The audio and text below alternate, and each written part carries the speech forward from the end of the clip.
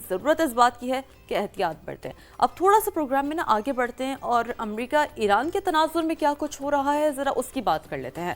دوسرے ممالک کے اثاثے ضبط کرنا خطرناک مثال ہے۔ ایرانی وزیر خارجہ کی جانب سے بہت امپورٹنٹ سٹیٹمنٹ ہے جو سامنے آیا ہے۔ اگر یہ معمول بن گیا تو کسی کے اثاثے محفوظ نہیں رہیں گے۔ اب تھوڑا سا یہاں پر ہم ناظرین کو صوبیہ سمجھا دیتے ہیں، جیسا کہ ہم نے پروگرام کے پچھلے گھنٹے میں یہ بات کی تھی کہ امریکی صدر ڈونلڈ ٹرمپ نے بیسیکلی گفتگو کی تھی اور اس میں انہوں نے اس بات کا ذکر کیا تھا کہ جتنا بھی نقصان ہوا ہے ہمارا جہاز جو تباہ ہوئے ہیں اس کی صورت میں، وہ سارا نقصان ہم بیسیکلی جو منجمد اثاثے ہیں ہم اس سے پورا کرنے کی کوشش کریں گے ایران سے۔ اب اسی کے جواب میں، اسی کے رد عمل میں عباس عراقچی کا یہ سٹیٹمنٹ بڑا ضروری ہے۔